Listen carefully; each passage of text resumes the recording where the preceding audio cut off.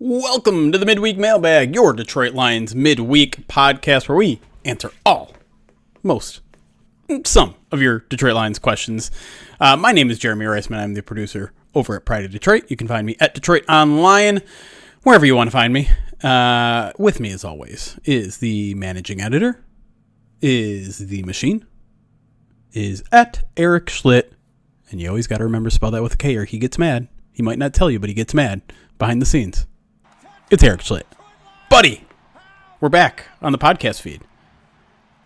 Hey, man, you really sold that intro. Good job. a lot of pregnant pauses is what they call that. Yeah, a lot of qualifications, too. And we read some of them, some of your questions. We picked the most relevant and topical ones that engage in exciting conversation. That's what right. we do. That's right. That's how we want to sell it. We do have a lot of questions facing us today. We got some main topics. We're going to talk a little bit about the Ennis Rakestraw fallout. We'll talk a little bit about some of the young players. We're going to talk some edge, which is a nice change of pace here. And a little bit of training camp and stuff. We're recording this just so everyone knows, Thursday afternoon, so it's before the Lions preseason game, but most of the questions that I picked out here were not time sensitive, so if you're listening to this after the preseason game has happened, unless there's like a major injury or anything like that has happened in between then and now, this should all still be very relevant. So let's get started. We're going to start here with Greg Budnick at Greg Buddy on Twitter asks, do y'all think the offense will hide its true playbook till the games matter? I feel like everyone was saying that the offense was struggling last year before Ben dialed in. Yeah, they're very vanilla in the preseason on purpose. They don't want to give too much away, so you're seeing a lot of basic concepts, stuff that they want the players to get comfortable with, stuff that they believe will maybe test the reserves, but for the most part, it's pretty dialed back. Yeah, and I mean, like, obviously in the preseason it's that way, right? The preseason games it's that way. You can be a little bit more in depth in training camp, but what's important to remember is these first couple weeks they're installing everything. They're seeing what works, they're seeing what doesn't work. Their playbook is nowhere near the depths of which it will be at the start of September, and it'll probably be even deeper once we get to October, November, right? Certainly. And so, I think this speaks to like a bigger concern about the offense, right? They're hearing the reports from camp that the defense is ahead of the offense pretty much every day. We saw the offense struggle in the preseason game. And so I think a lot of people are trying to like finger point right now. Is it the scheme? Is it the offensive coordinator? Is it just the defense is that good? Is it just that Aiden Hutchinson is wrecking every single practice? Is it just because your left tackle position is on its third string guy? Fourth, I guess technically fourth, with Jamarco Jones also out. I want to dig a little bit into that before we move on to the next question here, because, I think the small answer is it's a little bit of everything, right? Like, I don't think there's one thing necessarily that's wrong with it, but I guess I want to gauge your relative concern level there. Is it zero at this point just because we're so early in vanilla? Or is there at least a little bit of like, hey, Lions are going to have to figure that out in the next 3 weeks before we get to the regular season? I don't think it's zero because that was a mild concern coming in, right? Sure. Like, we didn't know what to expect from John Morton, other than the fact that they said that the scheme was going to stay relatively the same with a few wrinkles, which happens every offseason. Sure. But it was a matter of, can he call the plays in the correct order at the right time? Yeah. And how quickly up to speed would the depth players get? I think the offense the offensive starters, they look good. And obviously, if you haven't been to camp, you haven't seen the offensive starters because they didn't play. But the offensive starters look good. This is just a matter of, let's find the depth players who can help us if we need someone to sub in for a game or two, or who can we rely on to give us some situational reps and stuff like that. So there are some concerns creeping up. It's still very, very, very low. but it's not zero because there is still a little bit of an unknown. If this was, you know, Ben Johnson coming back for a fourth season, it would be zero, Yeah, right? I think so. But there's some underlying trepidation that I think is warranted. But again, nothing to start, lighting Allen Park on fire and calling for a new offensive coordinator or anything like that. Right. Yeah. And when it comes to like progression of calling plays and situational play calling and things like that, we're still very limited in what we've been able to see. Some of that is we've seen in the preseason, but you also have to remember, like, sometimes in the preseason, they're not as concerned about, okay, what is a good third and long play? It's more like, okay, what is something that I think will challenge this player to do this, right? They're calling plays more for evaluation than to win a football game necessarily. One thing that I thought was interesting that Dan Campbell said about that second half is like, well, we put Hendon Hooker in a tough situation because we were already down 14 points. And so he's even going through like the math in his head. Do we try to win the football game, or do we try to get an evaluation out of the offense and Hendon Hooker and just pretend it's a 0-0 football game? And as much as it doesn't matter, or Dan says, or everyone says it doesn't, preseason doesn't matter. Dan still wants to win because he wants to instill that winning mentality in the players. But does it mean anything? I don't know. Yeah. And then the other aspect is, even in practice, we're not getting a lot of that like situational play calling, right? A lot of it is scripted. Everything is scripted for most of these practices. Now, obviously, when they go into like a scrimmage, or when it comes to, maybe some of these end of half drives or end of game drives that they're starting to do a little bit more of now, that involves play calling on the run, and that is a challenge both for John Morton and the players, right? That's something. Sure. If the players know what the plays are going to be ahead of time, they can prepare for them. When it has to be on the spot, it's an entirely different experience. And I think they're just really getting into that part of training camp, and so we'll see how that responds. I think the long and short of it is, I'm not very worried at all, but I'm also very on notice for joint practices, right? Like, that is going to be a completely different animal. I wouldn't expect the Dolphins defense to be better than the Lions defense. I can't say for sure. I mean, I don't know the Dolphins roster that much, but if the Lions offensive struggles continue into joint practices, then I'm going to then maybe the concern level goes up. But it's also important to remember, even though I wasn't there, the reports out of Giants joint practices last year was also that the Lions offense was kind of struggling. And they split were fine. days, right? Right. They split days, and they split days the year before against New York, and the year before that against the Colts. Right. One really good day, one really bad day. And so, I mean, I think the thing we all just have to remember is, like, there is a reason why training camp exists. It exists to get better. It exists to acclimate. Yeah. And so if it doesn't look good right away, or even 2 weeks or 3 weeks or 4 weeks in, that's okay. It's a ramp up period. And I mean, it remains to be the point of this offense is, we're pretty confident in everyone but a couple new pieces on the offensive line. That's it. Yeah, I do think the Giants game is important to remember from last year, because the Giants were in a good team, and I think they won the preseason game. The Giants did, if I'm not mistaken. It was like 17-3. Yeah, and then what happens in the regular season? Giants are terrible, and the Lions win 15 games. So keep that in mind when watching the preseason. All right, next question here from Brett Yoder asks, what are the personal relationships like between offensive and defensive players like? Are they able to try and kill each other and get in fights all training camp and then just turn it off and be buds once the season starts?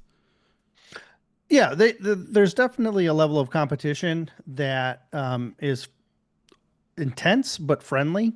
Yeah. There's a lot of players talking, helping players on opposite sides of the ball get better, especially the younger players, right?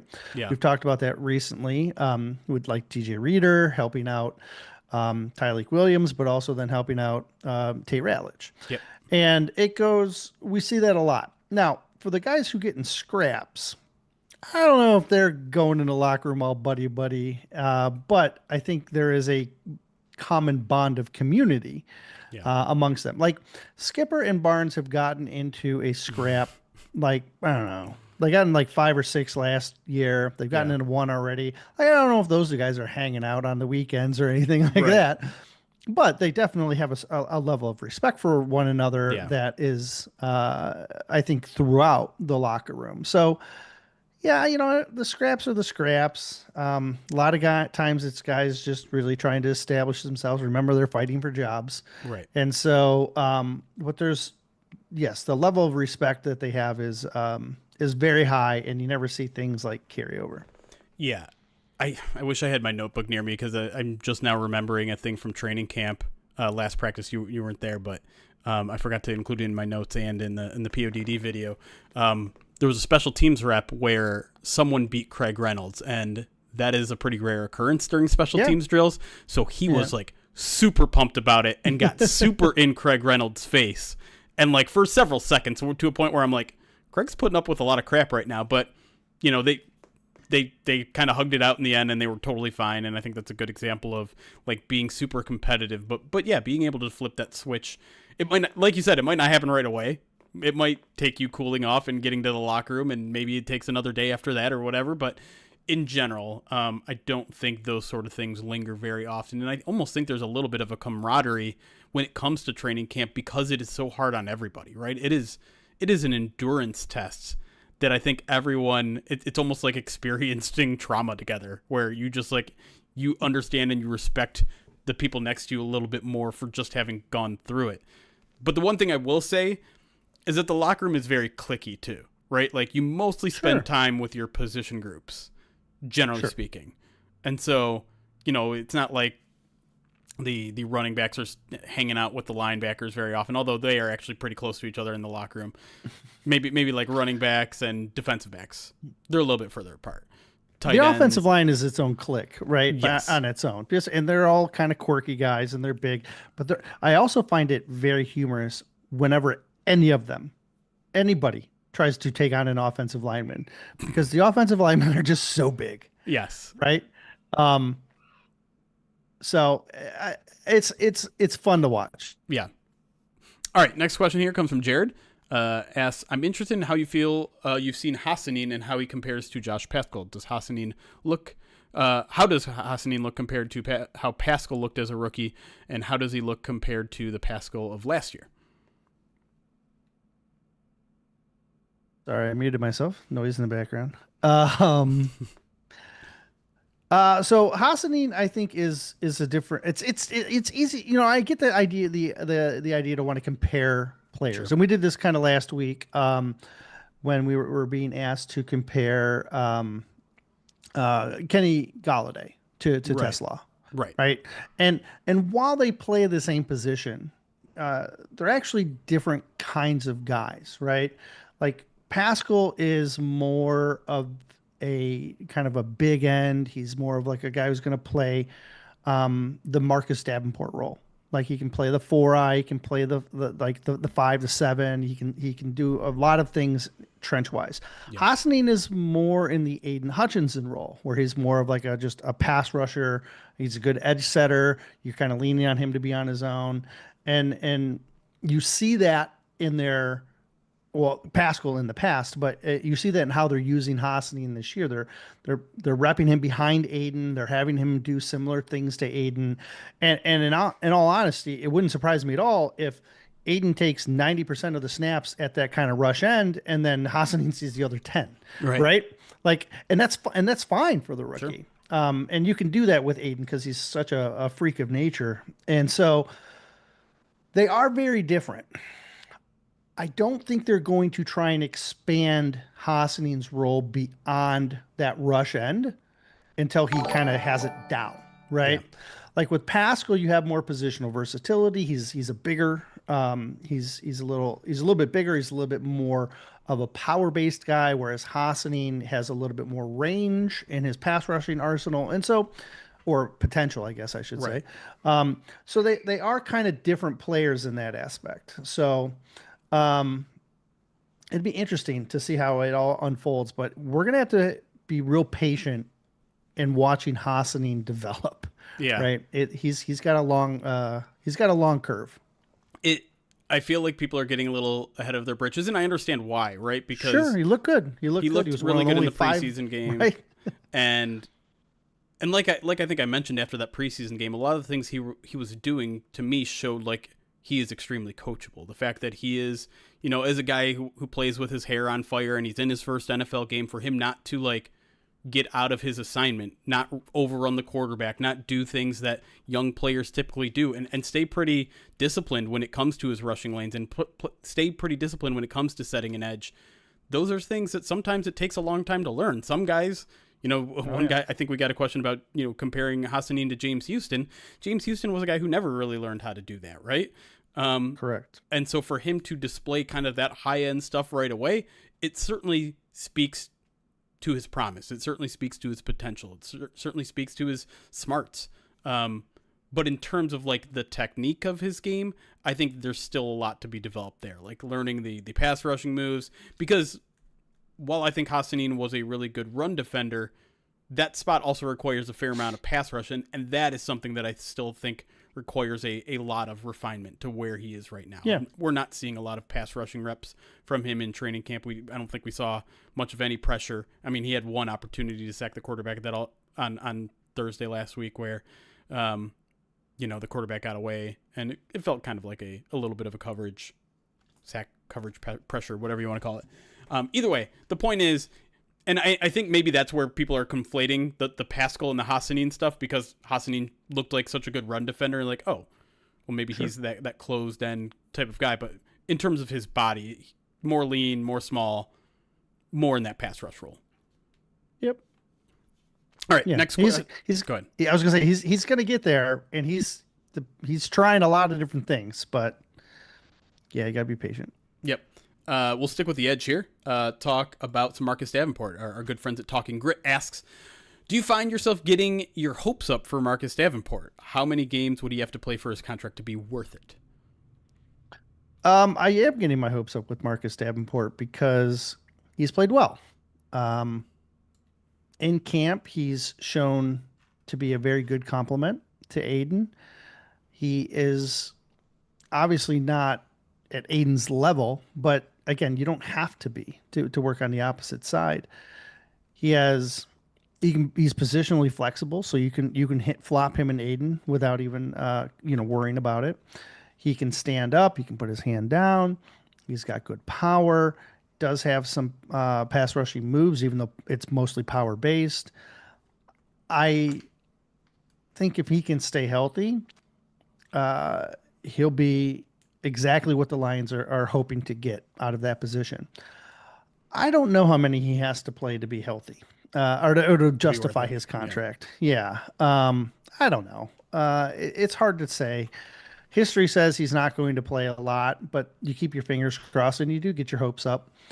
And, he took a modified contract this year, very heavily incentive based. So, yes. His contract may not even be what it looks like right now, because if he does stay healthy, the contract could end up going up. So yeah, it's hard to put a number on that last part.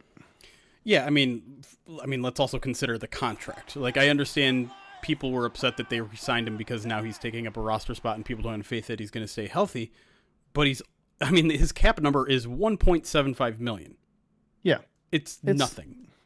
Like, if he plays half a season, you probably got your money's worth. Now, the Lions didn't sign him thinking he would play half a season, right? They want him to be their full-time starter. They want him to be, 17 games and more.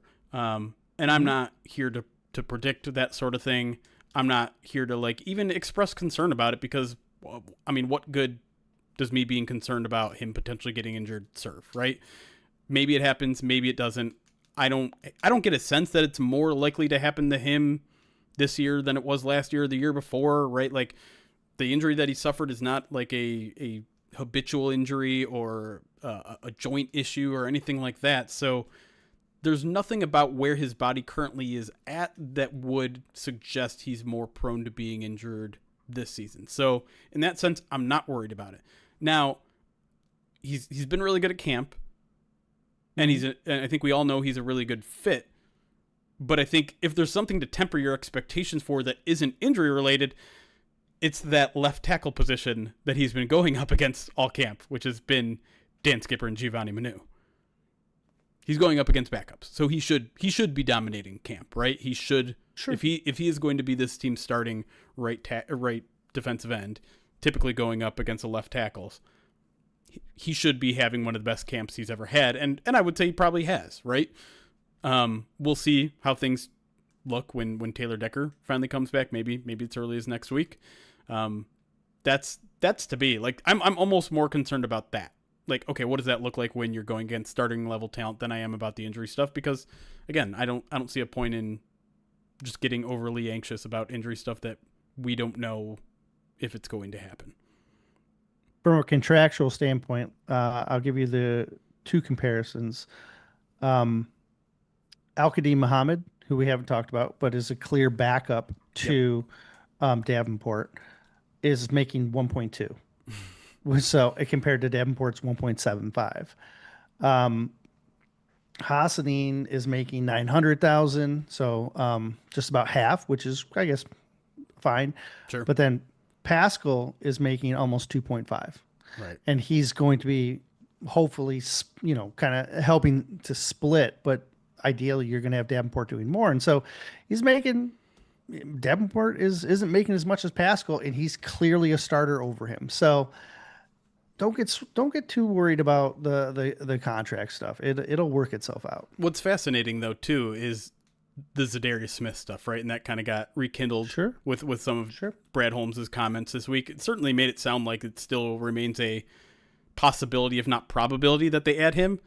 Sure. But he'll make more than all of them. That's what I was gonna say. He's probably gonna make like $3-4 million this year. and he will back up Davenport. Right. He's gonna be a sub package guy. He's gonna be a guy that gets 30% of the snaps, maybe. Sure. Yeah. And it'll look weird, but the price difference you're paying there is dependability, availability, whatever you want to call it. Correct. Yep. All right, let's do one more question before we get our break here. This will be a short one, but I thought it was an interesting question to bring up because I had thought about it too. Stephen R., one of our Pride Detroit Direct subscribers, says, did the team adjust to the reportedly unhealthy air from the Canadian wildfires in any way that you know of? We're up near Sheboygan right now, and it's been pretty gnarly on some days. I don't believe so. I don't think they ever adjusted practice, and I've kind of been in tune with this the past week or so. I don't think the levels ever reached anything beyond, like the unhealthy for sensitive groups level, like a 110, 120. But I feel like they did that last year, right? Wasn't there a day where it was just? It was worse terrible? last year, though. It was worse last year in this area. Did they do something about it? Did they shorten practice or go indoors? I feel like there was a day where we were just. They may have shortened practice on one of the days. Yeah. I know they didn't adjust the schedule because we knew the schedule before the wildfires were happening, right? Like we got a temporary, this is what it might look like type of thing. And they didn't alter from that. Like that was their original plan. So it doesn't appear that they've adjusted. But like you said, I don't recall it ever getting to the point where they would have needed to. The air quality in Allen Park hasn't been really bad, but it can be deceiving, right? Yeah. You can't always see it. Like I feel like a year ago, you could see the haze, see it and smell it. Yeah, and you could tell there was an irritation, and maybe that's prominent in northern Michigan, in the upper parts, as opposed to down where we are. It's not as significant. All right, we'll cut it off there. When we come back, we are going to talk a lot about the cornerback position. You guys had a lot of questions about what the Ennis Rakestraw injury situation means, how Rock Ya-Sin's moved from corner to safety, changes the outlook of maybe what the roster fills out to like. We'll answer that and some more questions when we come back here on the Midweek Mailbag. We'll be right back.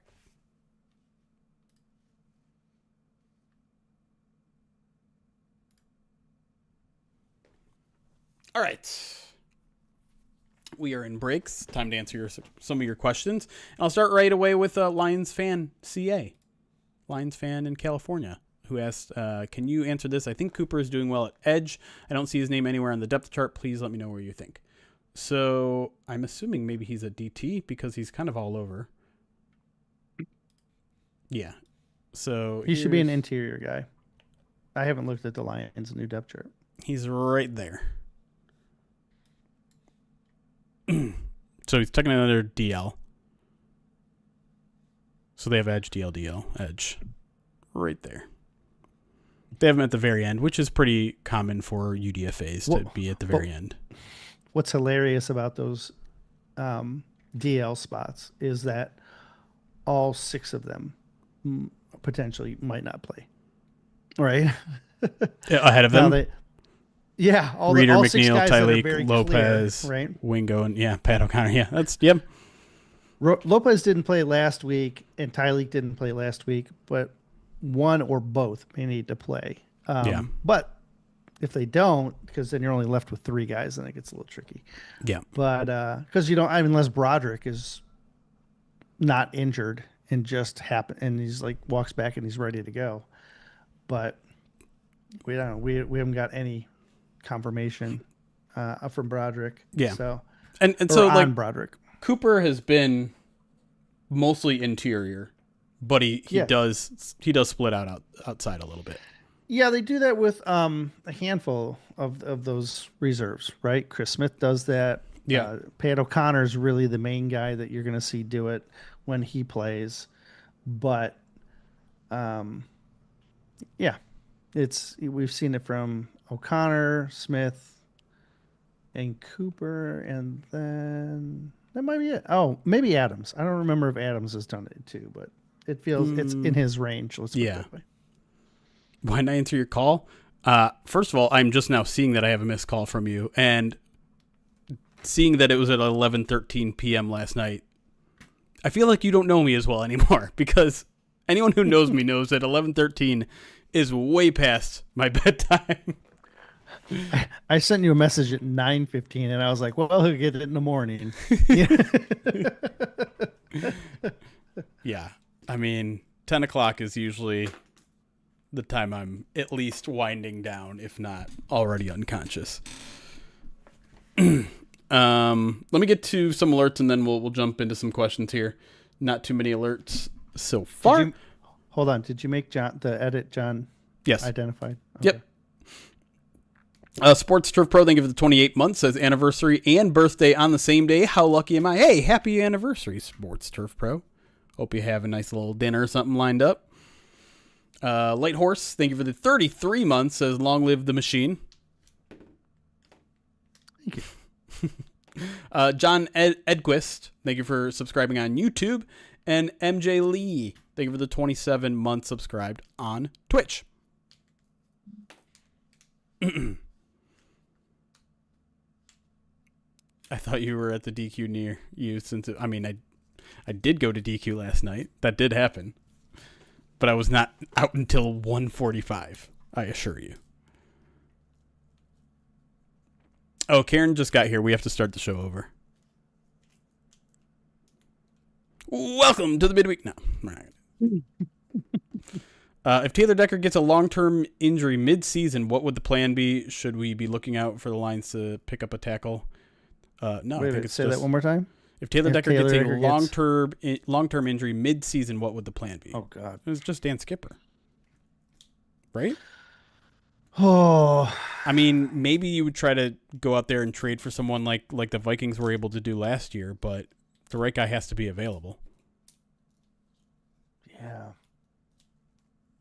And I would say the Vikings kind of lucked into their situation a little bit, right?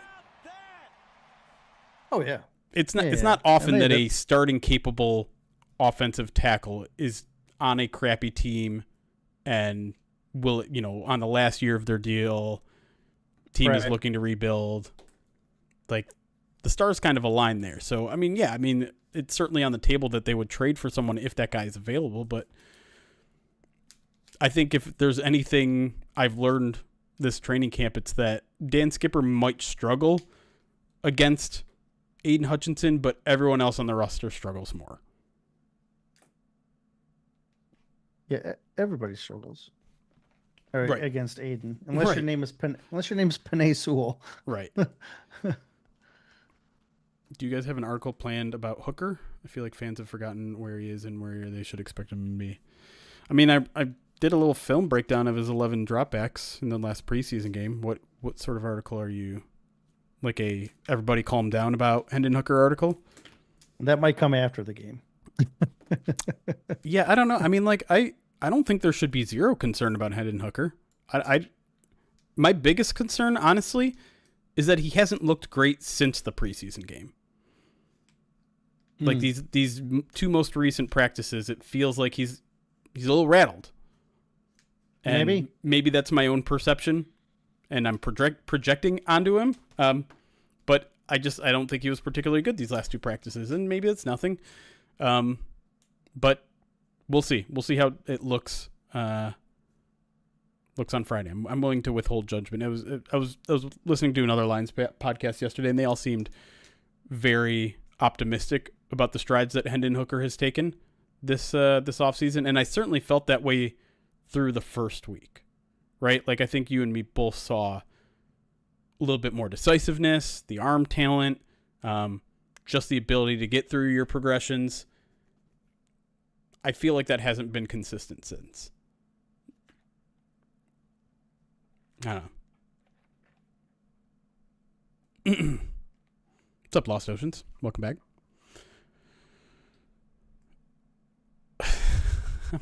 I'm not gonna, Dan. The amount of Trey Lance I've seen is limited to last Thursday, and I was probably focusing way more on the defense than what he was doing. And I have zero opinions about Malik Willis, assuming that's the Malik you're talking about.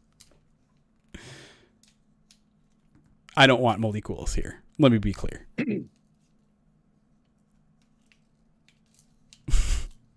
You're not willing to go on record? I think Malik's shows promise. Okay. No, I'm not going to the Cincy tourney, Karen. Too busy. I wonder if you had to guess the amount of receptions Hooker to Tesla make this week or this game. How many are you going to predict? Well, to me, it's the question is how much game are you going to give to Slaw? Because it wasn't a ton last time. Okay, but he had two last time. You also don't have Dominic Lovett. And Lovett had 5. Right.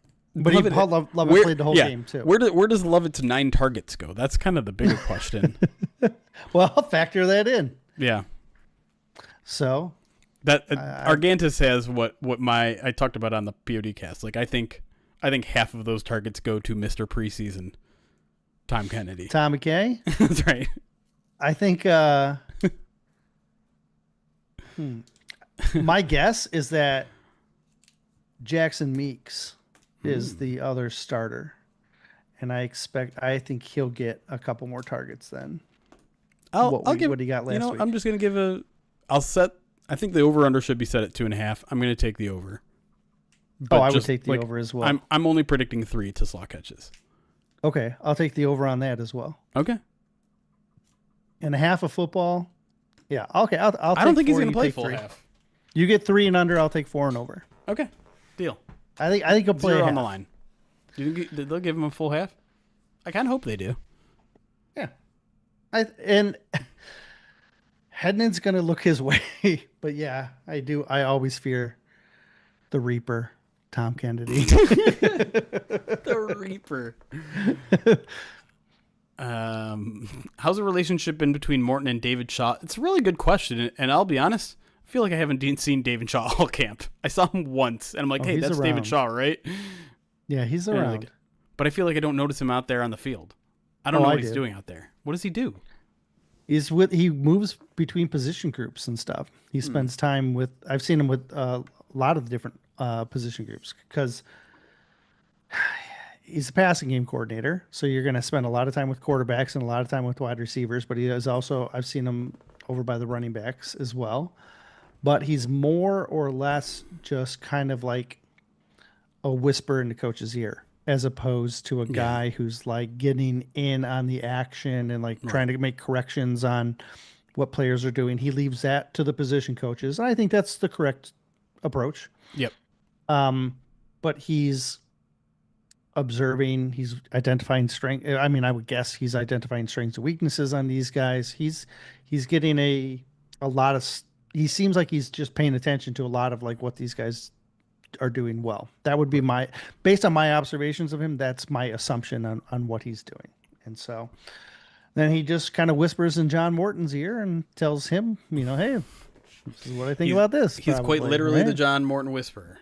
Dude, I don't think I've heard him speak. That's what I'm saying. I guess that's why I feel like I haven't noticed him at all. A lot of these guys are loud, and Shaw's not loud. Yeah. I don't think he wants necessarily the attention, but he's a smart guy. He's not shy either. Like he's been on these draft shows and stuff like that, forever. Right. Like he's very opinionated, but I think he understands his role in Detroit is you're here to help everybody else look better. Yeah, true. Jason Harwood, who of course is our Talking Great buddy, says, "I can't believe you have Erik on instead of me. I was at practice yesterday. Erik wasn't." He kept me company for a little bit during warm-ups while I was just standing there without my shadow, It's funny. If I was actually I'm never actually, we're never consistently like in behind you or anything like that. You're always to my left. That's that. If you ever end up on my right, I typically move to the other side so that you can stay on my left. We literally record every PODD with me on your right. Well, no, that's yeah. I'm completely uncomfortable. I hate everything about it. You're just mentioning it now. We're 11 practices in, Erik. Well, I was thinking it was just being in the room, but I guess maybe that's why. You're on my left at the game. You're on my left in the media room. You're on my left almost every single practice, and I talk in this direction constantly. So I don't know why. You're always on my left. Interesting. And this isn't just like today. This is like 7 years. It's been like this. And this is your doing, to be clear. It is not something where I feel like I need to be on one side or the other. Oh, yeah, no. I'm always on the left. Or you're always on my left. Erik hasn't even told you about last year's training camp yet? What do you mean? What does that mean? I'm not sure what that means. If anything, I'm always I might be a little bit. We angle, right? Like, sure. It's I don't think there's a front or a back, but I can tell you, sun placement is not a factor. Is it worth bringing in any available free agents at this point? A name I like is CJ Beathard. No. What is the name of the tight end that they just signed? According to a report from Aaron Wilson, they're signing Steven Stylianos, a UFL tight end for the San Antonio Brahmas, who former high school quarterback, and he threw a touchdown last year, or this year, I guess, for the UFL. I saw that. It was pretty cool. It was like a double pass. Iowa tight end. Played alongside Sam Laporta briefly, and Jack Campbell. We'll see what that is. I've heard a rumor that I don't want to substantiate out there until I confirm or don't confirm about why they may have made that move, but I'll just leave it at that. But I think it's weird to make a move before a preseason game like that. Yeah. It's unusual. I think it's way too early to pull the ripcord on a quarterback. Like, I know everyone went into a panic, but the offense has looked a lot more stable more often than not in training camp, and I feel like there's a little bit of like scar tissue here where the backup quarterback battle has been bad for several years. Mm. Probably like since the Sean Hill days. And so everyone is so eager to get the new guy on the team. And I think we also have to like remember what's out there. What quarterback out there is not currently signed that is going to be an upgrade, that is going to make you feel better about the backup quarterback position? Because you have to think about two things. Why is this guy not signed to any of the 32 teams right now? Because if he's good enough to be a backup quarterback, why wouldn't he already be on a roster? Two, if there's not even 32 good quarterbacks out there, what are we talking about in terms of depth? Like, what are you expecting out of a backup quarterback? To be as good as a starting quarterback? Well, there's not even 32 of those guys, let alone 64. And then three, whoever you add now is going to have to do a heck of a lot of catching up to do. You got to learn the playbook. You got to learn your teammates. You got to learn chemistry with your receivers. I'm sorry, like you make your quarterback decisions now. You've already made your bed, and you kind of have to. Unless you're the Browns. Like, yeah, there are no backups because the Browns have 20 quarterbacks on their roster. And you also have to remember, like, one preseason game can be very fluky or deceiving. Because, I mean, how many of y'all became super big Jake Fromm fans? And where's Jake Fromm now? Off a quarter play. Right. That's what I'm saying.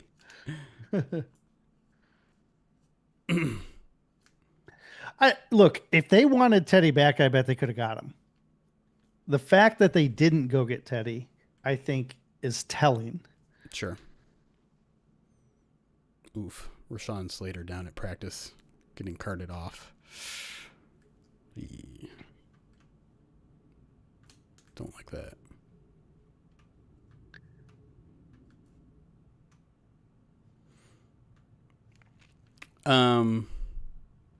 Yeah, that's also true, right? Like, best case scenario with your backup is that he can come in the middle of the game and hold a lead, or he can win a game or two for you while Goff is out for a week or two. If like Goff has a season-ending injury, you're kind of SOL.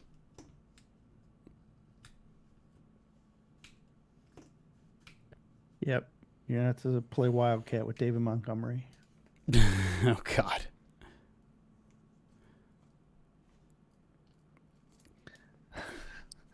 Pony 21 all day. I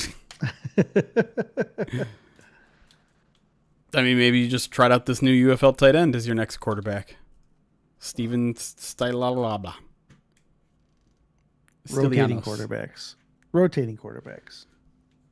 Put Grant Stewart back there.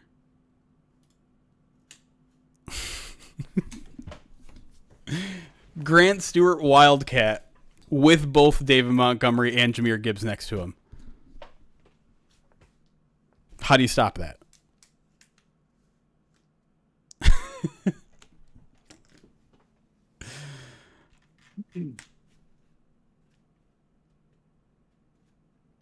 Taslaw was a high school quarterback. Is that true? I think that's true. Yeah. He was a college quarterback at first, too. Oh, and then they right. switched him to receiver.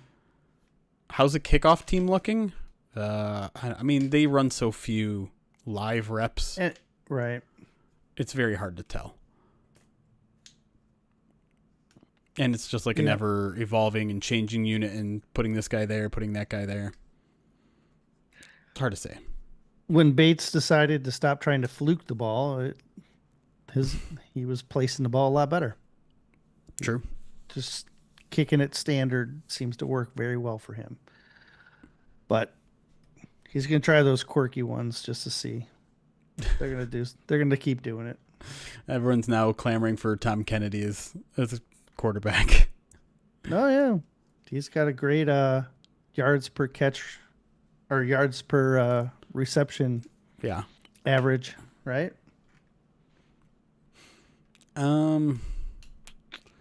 Jeremy, you remind me of Will Ferrell in Wedding Crashers asking what his meatloaf making mom is doing back there. don't even remember. I don't remember what that was in reference to. What did I do? Ma! Got a segment. That's the John Clayton thing. What does he say? What is the John Clayton commercial? You know what I'm talking about, right? No, I'm too busy looking up Tom Kennedy passing highlights. What? The John Clayton ESPN commercial where he's doing a segment and he rips off. He takes off. Yeah. He's screaming at his like mom to do something. Hair. Yeah, I know what you're talking about. I don't remember what that was, but Mom, segment's over. Something like that. Oh, it was about Shaw. Guys, you don't have too many questions or alerts to go through. I feel like I should just jump right into the second segment. Tom Kennedy to Khalif Raymond all day. Just get those guys all pros. Oh, Tom Kennedy.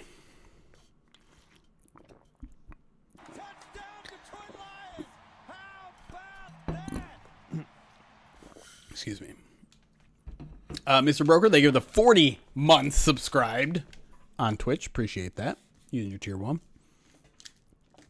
Lions fan CA, I know it's early, but what do you think the new offensive coordinator has to do with the slow start? Nothing? I don't know. It's very hard to parse through that at this point. Like we were saying before, the slow starts to the offense in training camp is an annual tradition. They were slow at this time last year. The Lions are also trying to get their interior offensive line up to speed quick, and they are throwing pressure at them like crazy. Yeah. Like a ton, more than I've ever seen in any other camp. So they're forcing these guys to adjust quick, and they're learning on the fly. Who will have more yards from scrimmages here, Ja or JMO? I think Ja by a lot. Mm-hmm. Ja's going to have like 1,800. JMO's going to have like 1,200. Ja has his way. He'll have over 2,000. That'd be nice. I don't think he's going to go 1,000. No. I'm reading and hearing about the line struggling. How are they struggling? Is this O-line getting run through? Goff missing shots, receivers with batter outs? I mean, it's a little bit of everything. I think my biggest concern is when they go team drill stuff, when they go like situational stuff. There hasn't been a lot of cohesiveness. During last practice, there were 2 significant dropped passes, one by JMO, one by Amon-Ra. I think most of it, like if there was a majority, it's probably protection issues, right? It's Goff having to get rid of the ball quick or throwing the ball away or whatever. But the one thing that I think always makes the Lions offense look a little bit worse than it is that because there's no live tackling, they can't run the ball. Right? Like you can't tell how much David Montgomery is going to get on a run because once a defender touches him twice, two-hand touches him, the play's over. But anyone who's watched David Montgomery run the football, you're going to need to do a lot more than get 2 hands on the guy. So without like a sustained run game that you can really utilize to its full ability, it's hard. The most successful stuff they've had has been like play action too. Right. Yes. Right. And that's because the defense has been very, very aggressive, and they've been able to be aggressive because the secondary's been very good. Yeah. So. Yeah. Do you think John Morton will use Khalif more than Ben Johnson did? Maybe. I mean, it's really hard to tell. I will say that Khalif has been getting the majority of the first team reps alongside Amon-Ra and JMO, and it's not particularly close. Yeah, but that's not unusual either. With Patrick potentially declining, we don't know. Like we heard Dan say he's being too hard on himself. Patrick saying I'm not doing well enough, right? There is the option to give more reps to Khalif, to give more reps to Slaw. Like I do believe that Tesla is going to chew into some of those reps. Yeah. And it wouldn't be surprising to see Khalif see a little uptick as well, but they know what they have in Khalif. They know how to utilize him. They love his dependability, but there's a cap to his ceiling, whereas you can do a little bit more with a 6'4" Tesla or a 6'5" Patrick than you can with a 5'8" Khalif. Yeah. Yeah. 100%. Do you guys watch any of the preseason games that the Lions do not play in? Sometimes. I might a little bit today. Sometimes I check in on the NFC North. Like I think it would be entertaining to watch the Bears' first preseason game. I don't know if Caleb Williams is going to play at all, or when they play. There's some games tonight, right? I have no idea. I don't watch it. I don't watch any other game unless it's on accident. Unless NFL accident. Yeah, like if NFL Network is on in the background and I'm working or I happen to be by it, like that's about the extent of what I'll watch. It's I definitely don't watch beyond the first half, right? Like you're just wasting time at that. So there's 3 games tonight. There's Indy Baltimore at 7, Cincy Philly at 7:30, and Vegas Seahawks at 10 p.m. I ain't watching any of those. I mean, I might watch. I don't really want to watch any of those games. Too much AFC in the morning, in the early games, and then your only NFC team in action is Seattle, and that's at 10 p.m., which, as we've established, is past my bedtime. Vikings don't play until Saturday. Where the heck are the Bears? Sunday at 1 p.m. I'm going to be bowling then. You guys should be too. Oak Lanes? Oak Lanes. You going to that? Probably can't. I had something on my schedule that I'm supposed to go to before I found out about it. Yeah. So I don't know if my schedule is going to change or not. It's all kind of gotten thrown up in the air this training camp. So I'm living a little bit more day to day than I expected.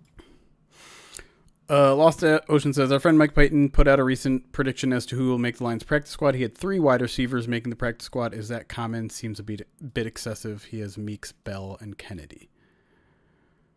Man. I don't see how Ronnie Bell makes the team. That's kind of what I was thinking. Like, if you have a veteran wide receiver in Kennedy, I'm not sure why you would have Ronnie Bell. I understand it's kind of like, it's almost like the Allen Robinson thing last year, where it was a little bit weird that they kept Allen Robinson around as long as they did. So maybe that's what the thinking is with Ronnie Bell. But I almost feel like if you're going to keep 3, Kennedy, Meeks, and Keeney James makes more sense to me. But I would probably only keep 2. I would say it's not that uncommon though. That isn't a huge anomaly, especially if you feel like you're deep in developmental guys there.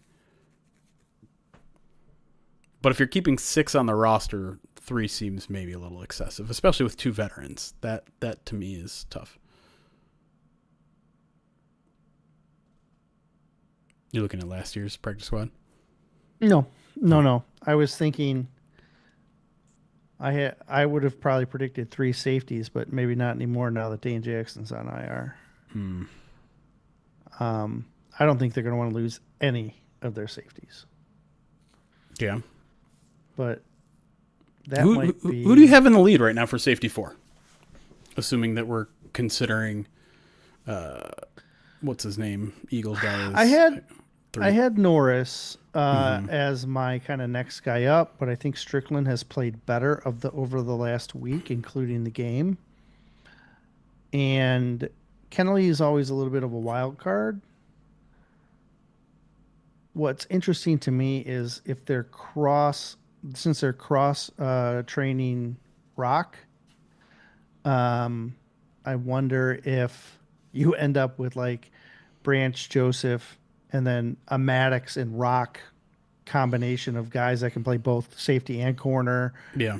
And then, you end up wanting to keep an extra corner, but I don't know. I haven't. We're It's going gonna to be talk a little bit interesting. about that in the second segment. Okay. I there's a lot of different ways they could go. Yeah. I do. I think the closest competition right now is between Norris and Strickland, though. Yeah. Yep. And I know everyone's a big Ian Kennelly fan, but it is worth noting that he continually reps last. Yeah, I mean he's learning. He's Yeah. learning. He's going to be a good guy to develop. Yep.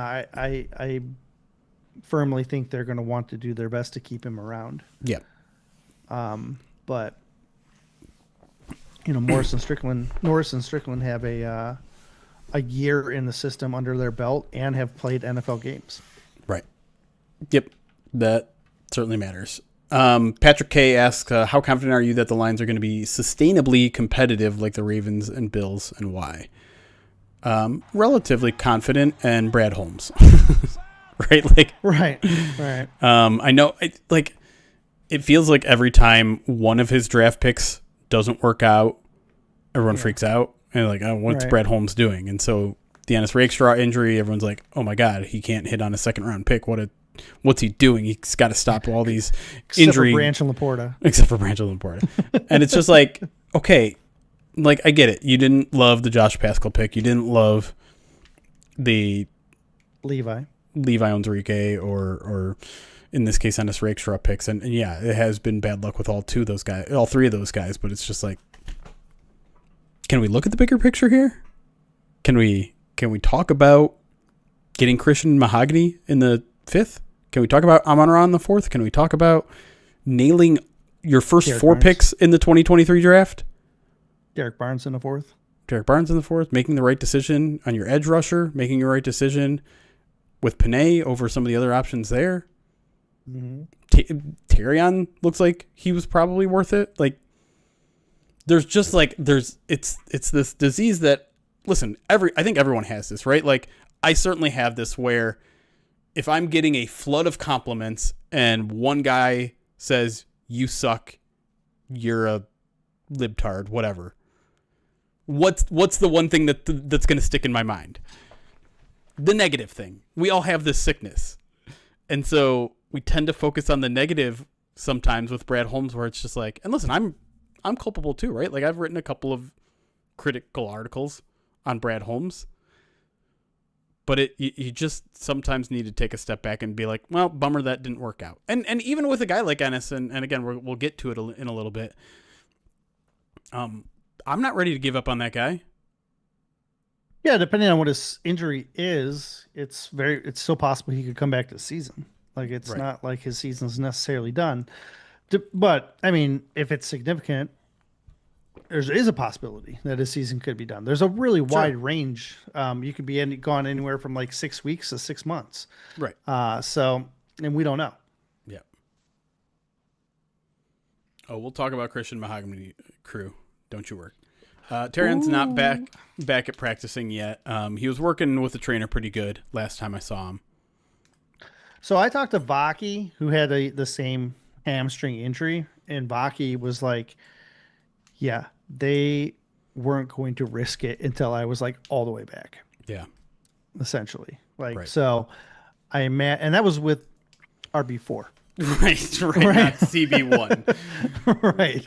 So yeah, there's no reason to rush anything. The Ennis stuff is really quirky because I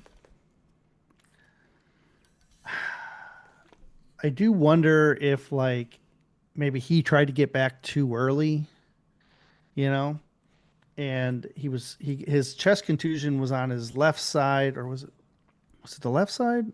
I forget. I don't even know. It was on the opposite side of where his shoulder injury is. Right. And you hear a lot about how players try to protect one side of their body and they leave the other side more vulnerable. My dog had an ACL injury on her one leg, and while it was healing, Yeah. she put stress on the other knee and then had to have surgery on that ACL as well. And everything is all kind of connected, and you want to protect the injuries, and so you end up because like Ennis was still in pain, Yeah. right? Like you could tell he was in pain, and so I do wonder if he was maybe pushing it a little too hard and trying to overprotect the one side and then hurt the other side, and then Yeah. it's that. So as a training staff, they're going to keep these guys back as long as they can. Like there's not going to be any rush to try and send these guys back, and they almost have to hold the players back. Keep protect them from themselves. Right. At times. No word on Vaki and why he missed last practice. Nope. We'll see. I tried. You reached out? Couldn't find out. Yeah. I mean, I think we'll have our answer when we see who's out there for the preseason game, whether it's an injury or whether it was a personal thing. He seemed completely fine. Yeah. The day before. So you never know, though. It could be something that creeps up after the practice. Could, maybe he's lifting weights. Yeah.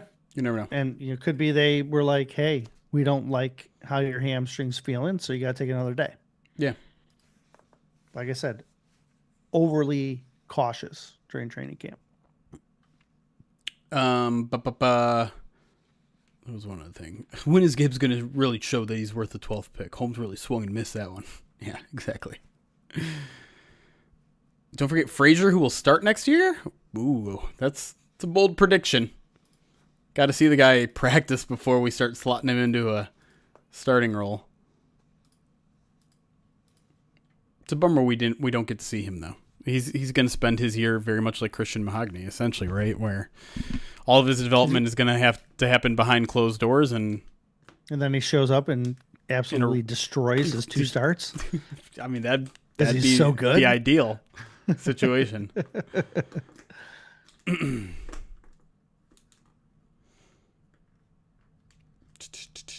I'm not sure if that's the correct phrasing. I don't even know what that's supposed to mean.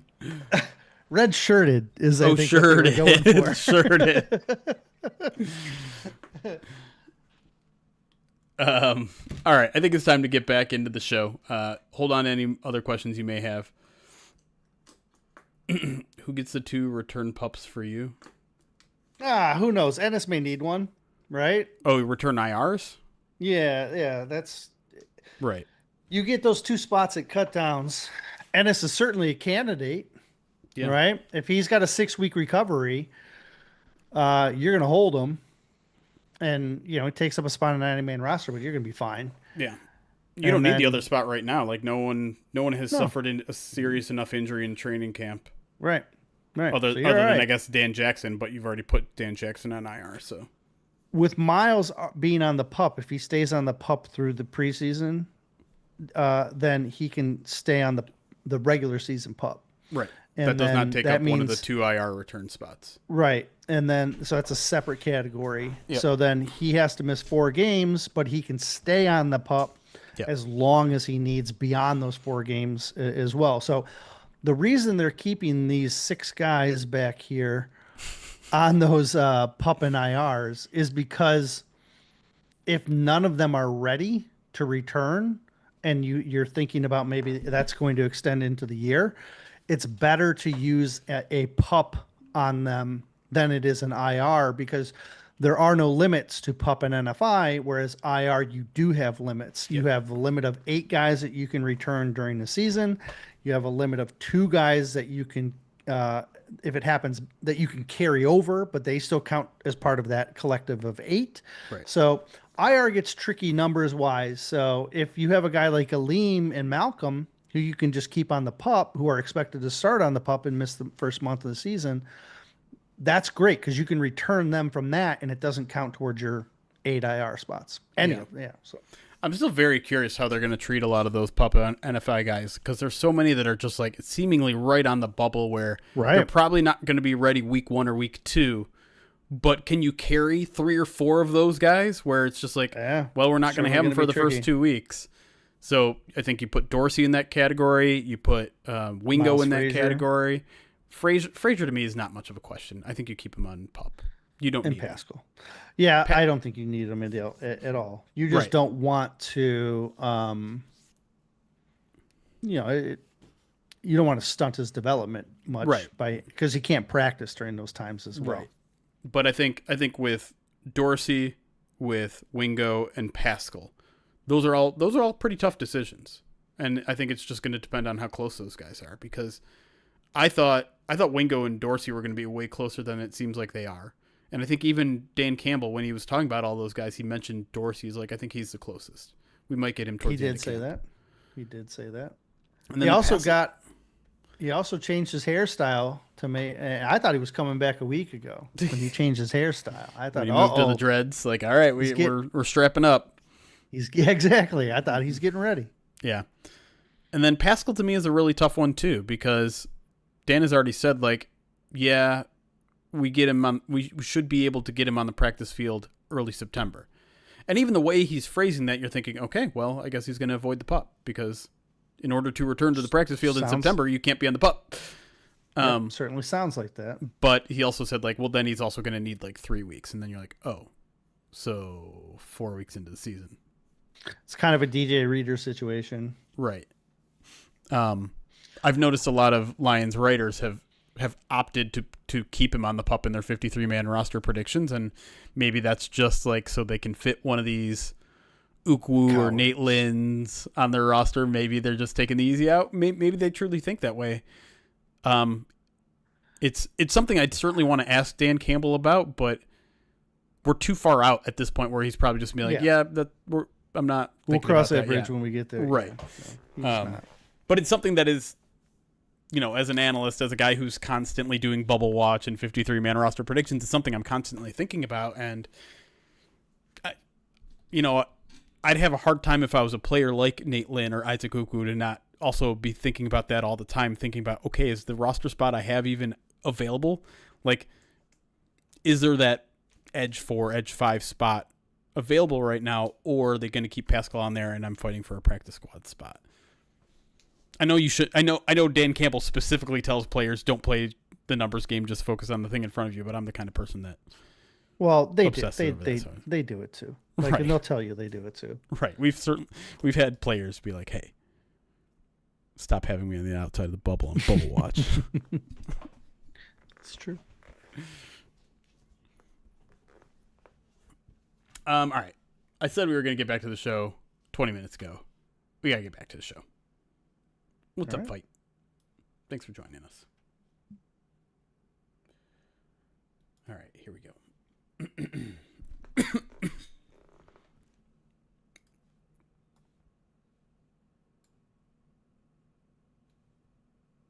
Welcome back to the Midweek Mailbag here, leading up to the Lions' second preseason game against the Falcons, Friday night at 7 p.m., I want to say, Eastern time. Let's get to what was a string of questions about cornerback, which I think was spurred on by two pieces of news. One, that Rock Ya-Sin has mostly been repping at safety as of late, and the other being the unfortunate injury to Ennis Rakestraw that is now certainly considered long-term now that we've seen photos of him pre-surgery on that shoulder injury that he suffered. What was that, Sunday? No, yeah. Yep. Yeah. So here we're going to answer three questions that are all kind of tied together here. Let's start with at Lions UK NFL asks, does Rock Ya-Sin's work at safety mean the Lions might carry one fewer defensive back, or does this open up the door for another cornerback? I don't think it will change the defensive back total count. I'm a firm belief that there's going to need depth at both safety and corner. It could potentially open up the door for an extra corner if you feel confident in Avonte Maddox being your safety 3, and then Rock being kind of like an emergency safety 4 type of situation. So, right. Yeah, I do think the corner option is realistic. Yeah. The question is who though, right? Like, Right.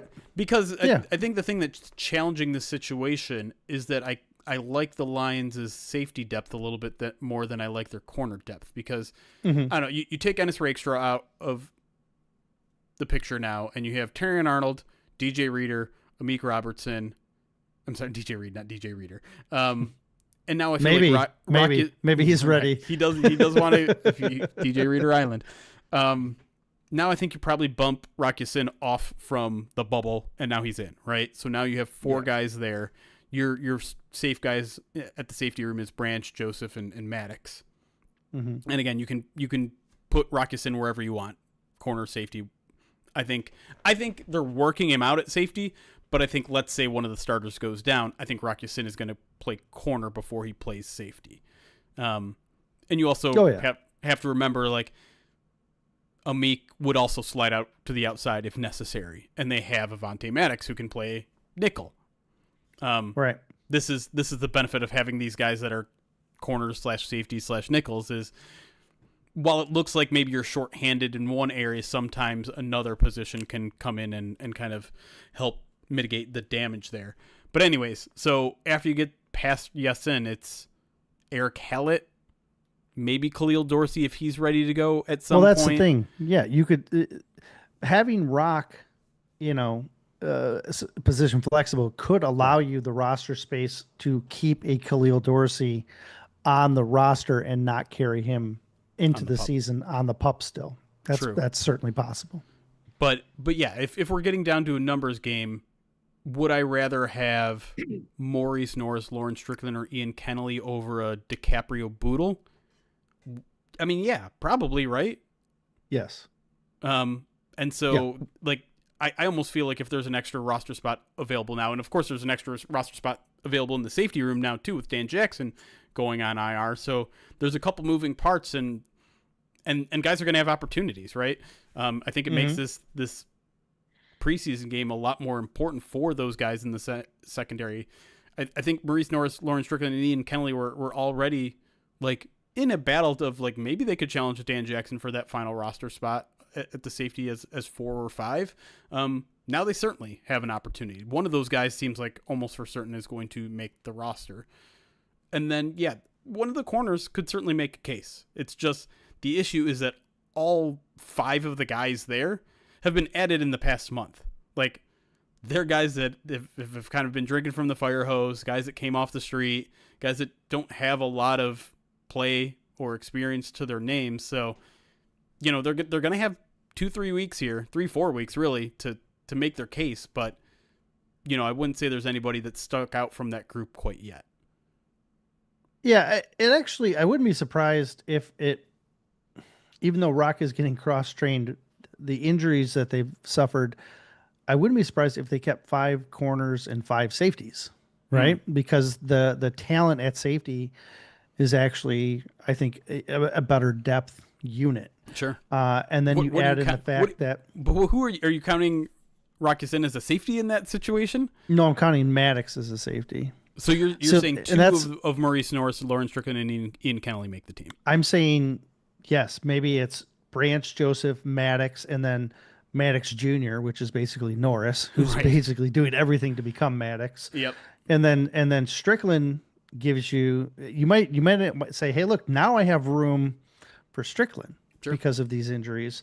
And then you end up with Terrion, Amik, DJ, Rock, and then who's your best of the young guys right now, and go with a 5-5. And I know that's not a result of Rock playing safety, which was what the question was. Right. But I'm saying the fallout from some of these injuries could end up resulting that way. Van the Man asks, besides Ya-Sin, who else in the DB room do you feel like you've seen in training camp that can step up in place of Ennis Rakestraw, or is it time to bring in a free agent to help with depth? Yeah, like you said, Amik on the outside is now, an option, especially with... He's probably corner 3, outside corner 3. Yeah, and Rock's probably corner 4. And then Dorsey, while he's healing, is he ready to be corner 5? And if he's not, then who's next? They've used DiCaprio Boodle quite a bit. They've used Nick Whiteside quite a bit. Yep. I feel like he's Next been up. stepped up a little bit more Yeah. this past week. And then Hallett has the flexibility just like Maddox and Norris do, where he Yep. can play safety and outside or and corner. But Hallett, I think, can go a little bit further because he can play outside as well. So um, if if I was forced to choose, I may lean towards Hallett a little bit more because he does have that five position flexibility to play in the secondary. And he's been playing repping high for a couple of weeks now, Yeah. whereas some of the other guys, we've just seen them for 1 week. Right. Yeah. DJ Miller, Luke Barku.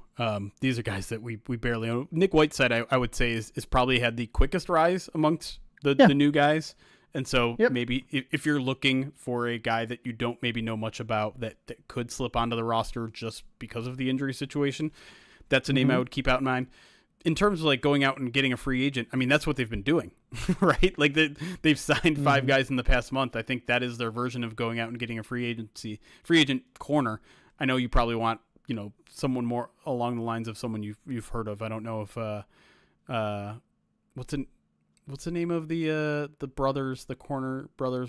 One was here and one was with the Vikings. The Gilmores. Is one of the Gilmores out there?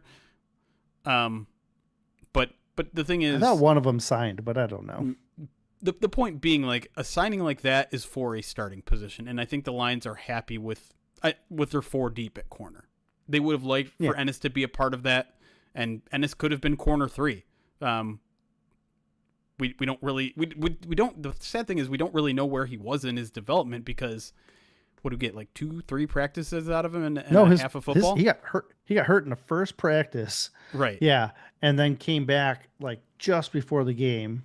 Right. And then played in the game, and then it was like the next practice. The next practice he got the shoulder injury. Again. So and we're talking like 2-3 well. practices and a half of football. It's hard to it's gauge not a where lot. someone is, and so it's unfortunate with him, and no one's happy about it. I don't. Whiteside's like Dan a name said, to know. It's nobody's fault. What? Right. I said Whiteside's a name to know. Yeah. To keep in mind, local kid too, Sure. right? I think he played at Auburn Hills, or if I'm not mistaken. Grew up in Auburn Hills, if I'm not mistaken. Yeah. So, if you want a fun story, pull for Nick. There you go. John at John_EKKS asks, Rakestraw's durability is a big concern, and cornerback is a big need after 2025. Is there money in the budget to extend Amik Robertson? That's a great question. It is a good question. I do think Amik's price tag has probably gone up. No, significantly, I would think.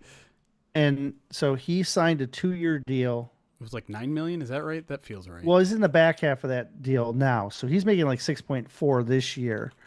But yeah, what did he might have made 9.25. He might have made 2.6 then last year. Okay. Yeah.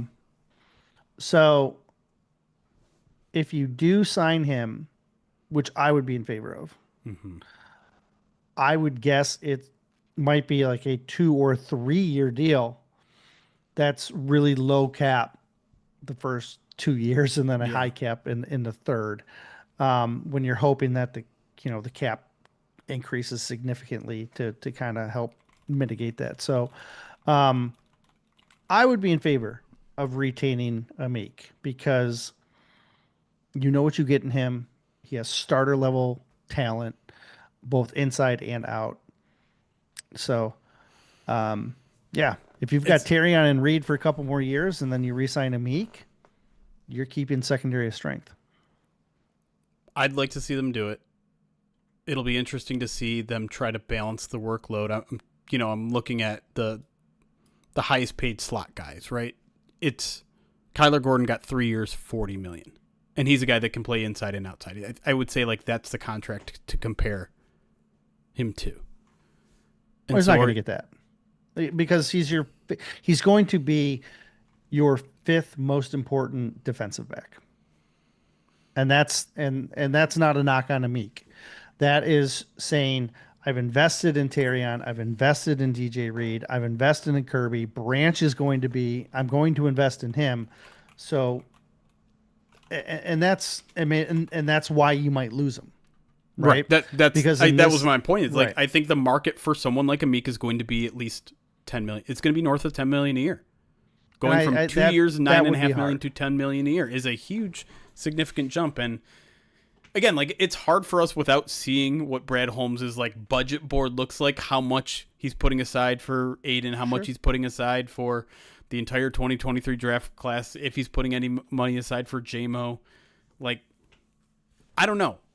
I can't crunch the numbers myself because I don't know what those deals are going to look like. But, 2 years, 20 million, could they do that? And, maybe spread that out of 3 years?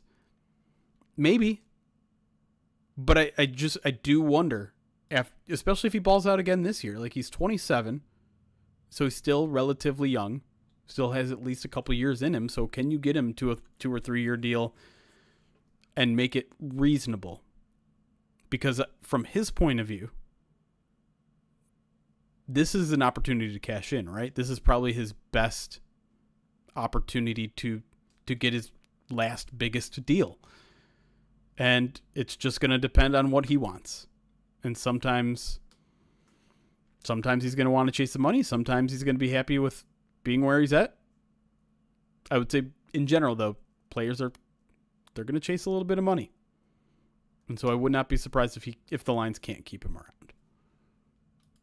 As painful as that would be for everyone involved, because I think it's almost like an Alex Anzalone situation in a lot of ways, where you have young players at those positions that you're going to be paying a lot to in the very near future. And you're just going to have to rely on your general manager to get more young, talented players at those positions to fill those spots, because you can't afford to pay everybody. All right. Last one. A layup for you, Eric. Epic Nelson at Epic Nelson Music asks, what progress are you seeing with Mahogany and Ratledge? They are critical to this season. Yeah. We'll start with Ratledge, since he's the one that, most people have questions about. Sure. I think he's settling in at right guard. He spent all spring in the at the center spot, and then majority of spring at the center spot, and then he spent the first week of camp at the center spot, or first three practices, or I guess it was. And so he's been practicing now. What has he got? 7-8 practices at right guard. He's getting more comfortable. You're starting to see some flashes of power. He looks good in one-on-ones. He's looked real good in one-on-ones, to be honest. So I'm of the belief that he's going to continue to develop and be just fine. And starting him at right guard is probably what's best for him and the team in the short term.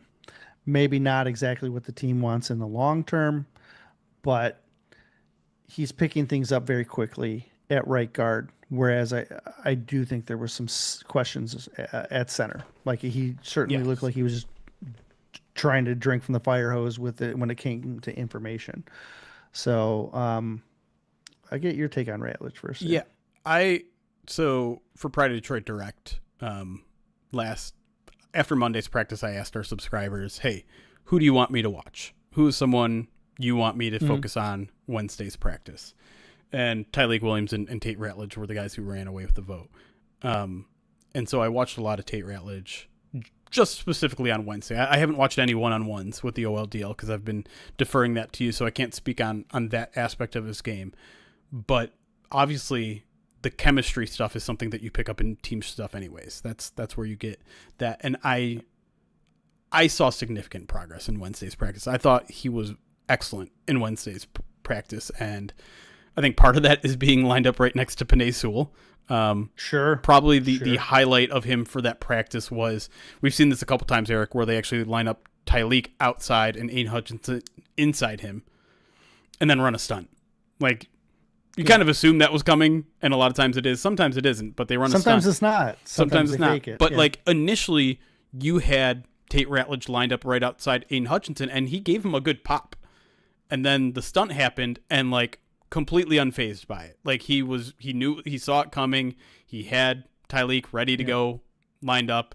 So did Panay with Hutch. It was like a perfectly passed off play where I feel like you probably don't see that in the first week of camp. But now that we're into week 2, kind of towards the end of week 3 almost at this point, that was something that I thought was super impressive. I saw him, wall off a block, get to the second level, get to the linebacker as well, doing kind of high level intelligent stuff. And that's something that we've heard from the coaching staff and the players. Everyone is, this guy's a quick learner. This guy is super smart. You can see it out there. He's learning in the film room and asking the right questions. And so that is something that I think I've noticed, particularly in this past week, that he's starting to pick up on the chemistry stuff, the high end knowledge of the scheme stuff. And so I've got pretty darn high hopes from him out of the gate. Obviously, it's going to ideally look better as the season goes on, but I think you're going to be pretty happy with him right out the gate, because I think he's just that high end already, high floor, I should say, already. Yeah, I think I agree with that. The floor is very high for him. I feel less concerned with him at guard than I did with him at center. Yes. All right, so I'm going to give you the last 15 minutes here to just talk about Christian Mahogany. Well, the thing with Mahogany is it's important to keep taking breaths when considering his standpoint, where he is. Like, look, Dan talked about him the other day, and he just kept reiterating, he's young. Yep. He's got, he just needs more experience. We need to get him more reps. And he said it over and over. He just needs more experience, and that comes with time and reps. But Dan thinks he's getting better, and I agree with that. I do think he's getting better. The thing about Mahogany is I don't see him making a lot of mistakes. Yeah. And that's where it gets really fun for me. Now, I'm not always locked in on Mahogany. Like you were watching Tate last practice. You got a good sampling size of that. I'm not always locked in on him and just watching what he does, but I can tell you I've seen the anchor in pass pro. I've seen the power and run, and I've seen the ability to pull and get into space. And I like it all. I have not seen him lose a one-on-one rep, period. A single one. No. To the point that like, in order to get other guys reps, they don't make Panay rep more than once. Mm-hmm. Panay reps once, and then they're like, all right, Panay, good job. You had your one rep with Aiden. You can go sit down. They're now doing that with Mahogany, where Mahogany's like, oh, good. You won your one rep convincingly. Okay, go sit down. We're going to run the other guys through. I really am trying to temper my hype around him, but it's very difficult for me to hold back my optimism on how good I think he can be, because there's a lot of things about his game that just are so appealing to how this team runs their scheme. He can play zone. He can play gap. He can get into space. He can hold his anchor. He can run you over.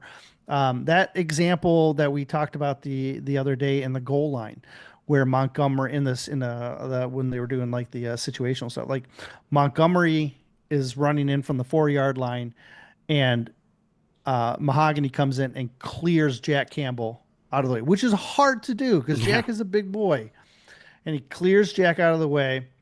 Montgomery ends up getting kind of run into the wash, and then Mahogany just grabs him with one arm and pulls him right into the end zone. And I'm like, that's fun.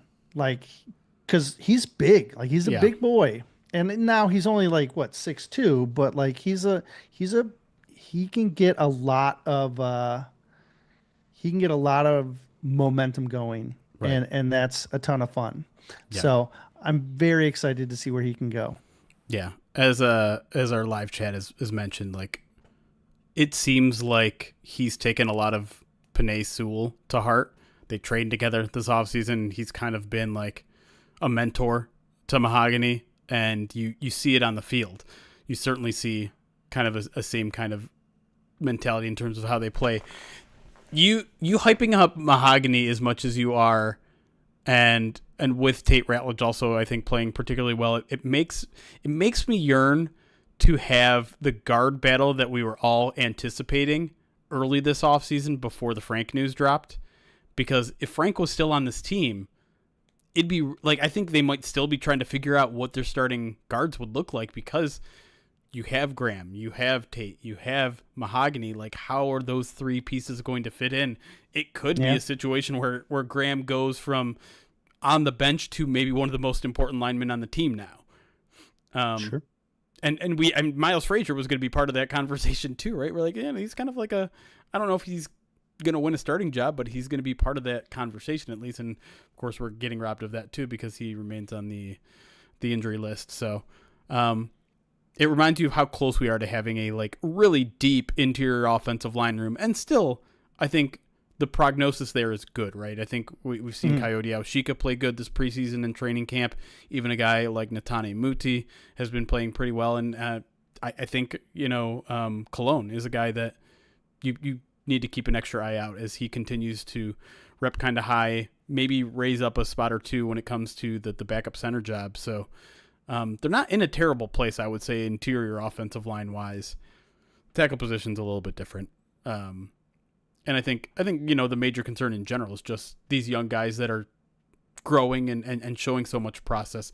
Let's get them up to speed on the scheme. Let's get them the chemistry up to speed with the guys they're playing to the left and the right of them. But I'm feeling significantly more optimistic about the offensive line than I probably was a week ago. I keep selling Mahogany short, saying he's 6'2". He's actually 6'3". And a tick over, but he stands next to Skipper, who's 6'10". So he looks shorter. And so maybe I was selling him a little bit short, but he's either next to Skipper or next to Manu, and Manu's 6'8", right? So you're talking about 6'8", 6'9" guys. Right. But Mahogany's, he's 330 pounds. Like Panay's 335. Manu's 350, for my goodness, with him. But like Skipper, Skipper's 335. There's a lot of bulk, even though Skipper doesn't look like it because he's so high, right?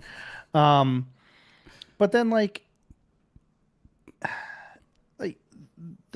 there's good size on the offensive line, and you can see it. Decker's like what he ranges between like 315 and 325 in there, but again, like if he's on a little bit of the bigger end, and then you get him next with Mahogany next to him, I think that makes that left side a lot more fun. Yeah. Yeah. Like I'm not worried about the guards as much. In having a smart center who can then help out those younger guys if they need it. I do think this is the best short-term offensive line that they could produce, right? Because you have experienced tackles and then experience in the middle, and you're letting those guards kind of flourish, and then keeping Tate on the right should help him get acclimated quicker. Mahogany has that flexibility to go left. He should actually help upgrade Decker's ability in the run game. And so it's a very nice complement when it all kind of comes together the way it has. And yeah, I'm excited to see when Decker finally returns. Right. How everything looks. Because I do think that changes the outlook of the offensive line, which I should indirectly, or more, not even indirectly, directly start changing how the defensive line has to adapt as well. Right. And we've come full circle. We've gone from offensive anxiety to offensive optimism to end the show, and we'll leave it there. We'll be back with, a post-game show. Probably Saturday afternoon is when we're looking to record that for the POD cast. We'll be back with a midweek mailbag sometime next week, hopefully in the middle of the week. And as always, you can get our daily training camp video recap over on Pride of Detroit Direct by going to prideofdetroit.com/subscribe. Erik and I have been doing videos quite literally after every single practice. Those are like 40-minute episodes, so you guys are missing out on a lot of content if you're just watching our feeds or listening on our podcast feeds. Make sure you go to prideofdetroit.com/subscribe to get those videos. We'll do post-game videos during the season. You'll get Ty Shelter stuff, awesome analysis during the week, and some more things that are unannounced at this point. So head on over there. If you're just going to be a podcast listener, make sure you rate and review us. We always appreciate the feedback, particularly the good ones. But either way, we appreciate your feedback. For Erik, I'm Jeremy. Thank you all for listening. It's Cass. Be kind. Recording stopped. Okay. Oops. It's very early, but does Mahogany look like he'll be better than Zeitler or even Jonah back in the day? I mean, I think he has the potential to be better. Yeah. But he's not necessarily there now. Yeah. But when I say I think he has the potential, I mean like by the end of this season. Like this season. Yeah. Not like in a couple of years. Like he could be better very quickly. That's the kind of upside I think he has. So yes. As Karen said, well, let me rephrase. I don't think he's the perfect prospect. I think Panay's the perfect offensive lineman. But I think I heard he can't there's a lot of potential. Who, Panay? Panay, gosh, Panay is he's such a freak of nature. If there's any sign that the season needs to start, it's the weird criticism of Panay Sewell narratives that started rolling around when everyone was just Lane Johnson versus Panay Sewell. Needs to be a conversation that we have every single day on the internet. Woof. Yeah. David Reinford, thank you. The 46 months subscribed on Twitch, says DiCaprio's poodle. Made me giggle. Duckline 30 months says, to be 30 again. Right.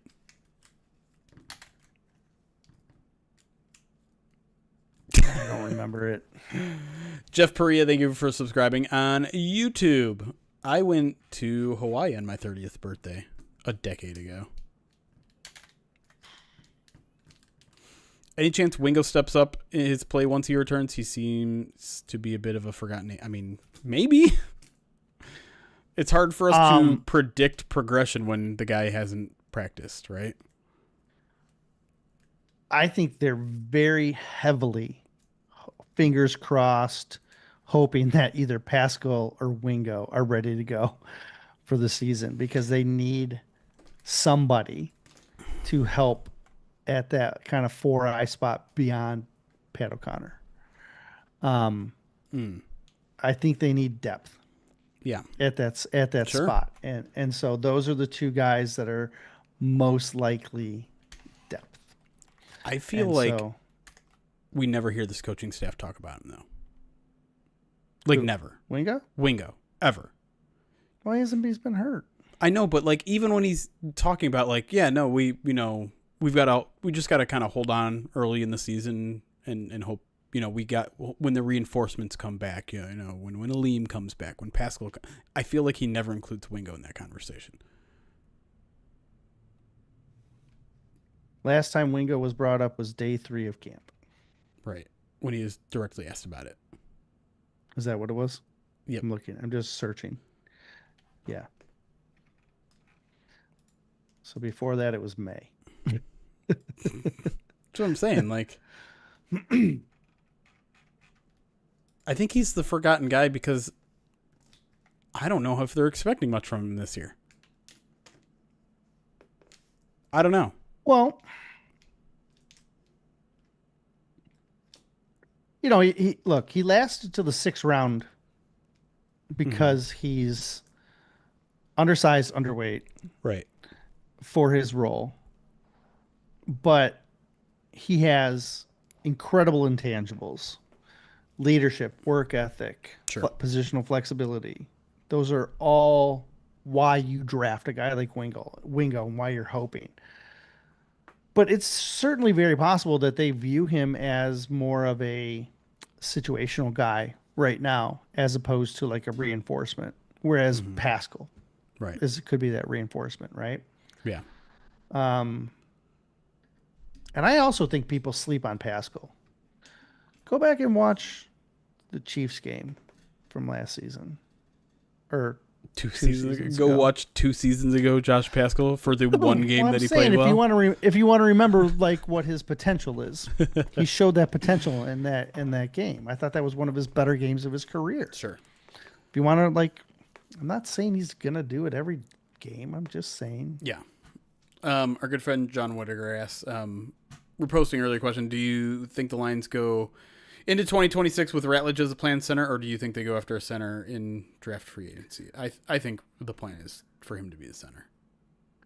Well, the nice thing is if that's the plan, you leave yourself positionally flexible to just take the best player, and you could just and if it's a center, you can draft a center and keep Ratledge at guard, right?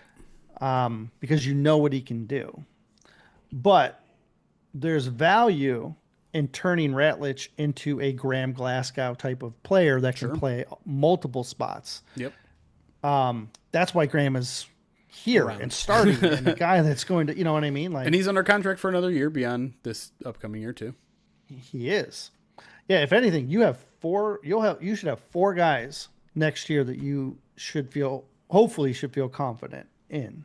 Yeah. So it doesn't necessarily mean you're like, oh no, we need to target a center in the off season. Yeah. And with Mahogany capable of playing both sides, that gives you even more flexibility to not be pigeonholed into one specific spot. So yeah,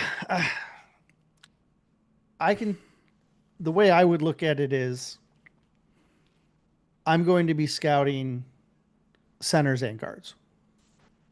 Just even if it's only for depth. Right. Because, theoretically speaking, they could have their 3 interior guys of the future already, right? Yes. It could be Miles Frazier, it could be Christian Mahogany, and it could be Tate Ratledge. It could be those 3. And if you look at Frazier's college positional history, he plays a lot of spots as well. He's comfortable on both sides as well. So, yeah. In theory, you may be looking for an offensive tackle before you're even looking at a center or guard next year.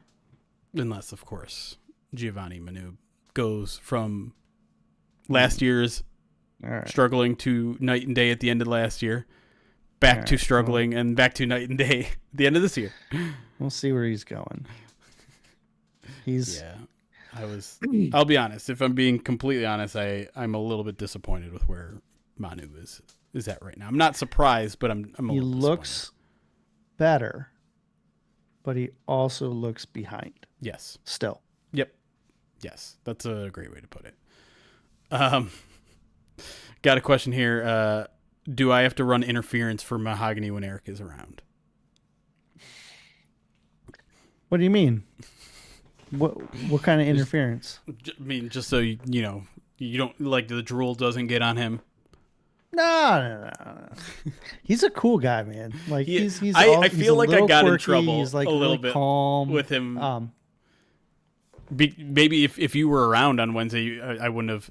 I wouldn't say I put my foot in my mouth with him, but he took a little bit of offense, I think, to the question I asked him, and I think it was a really good answer, and I don't take it personally, and I think he got the wrong idea of what I was asking a little bit, but to paint a fuller picture, if you haven't read about it already, there were a couple of clear miscommunications between him and Manu, pretty much on the same drive, and you could tell there was some building frustration happening there, and so I was just asking, hey, after practice, I'm like, do you take on a little bit of a leadership role with him? Help him come along, things like that. And I even prefaced it by saying, I know you guys are even level. You're literally the same draft class. Mm-hmm. But do you like lend an extra helping hand to a guy that's clearly developing? And he's like, no. That's just me helping out my dude. We don't view ourselves first team, second string. Like we're the same guys. If it came off that way, that's not what I was going for. I'm just like, oh no. I mean, you don't need to be offended. Like that's good enough for me. It's like saying, hey, this is me just helping an lineman. This isn't me trying to help a guy who we think sucks, right? Like, and that's not what I was trying to imply with the question either. But it was a really strong, solid answer, and I think it shows a level of maturity from Mahogany that I'm happy to see. To kind of pick up your guy there when it may have sounded like I was trying to be insulting, which I wasn't. I get it. Yeah, It was I felt a good the answer. Yeah. It's not easy to ask these guys questions, especially when you're like trying to follow up the question, right? With like if something he says sparks a different question in you, it's easy to get tongue tied. Yeah. I've talked to Vaki, I don't know, like 20, 25 times probably. And even the last time I talked to him, I was like, my third or fourth question in the transcript, it'll just be like, how are you doing at receiving? But my question to him was like, so I saw you working with the receivers, and I know that's not uncommon with you because you played some slot receiver in high school. God. But then you have to prove I look at all the things I know when I'm asking you this question. Well, I started stumbling over myself and like leading the wrong way towards what I was trying to ask because I was trying to like qualify why I'm asking you this question, right. And I started stumbling all over myself. Graham, who's talked to the media a million times, was talking to me and Justin and I forget who else was there, and even Graham was like getting like, oh, hold on, I got to take a breath and recenter myself, right? Like, it's talking is hard. That's the message here. No, but like you're to try and ask a question in this environment where you're basically, unless you're just trying to get to know the guy and you're just asking like, regular questions.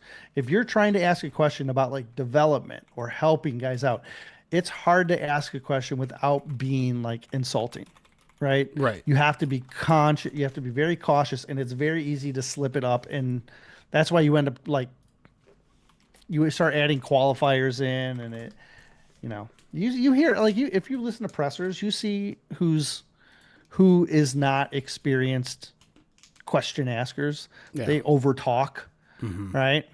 And you know who's good? Who are the guys that just are like, boom, there's the question.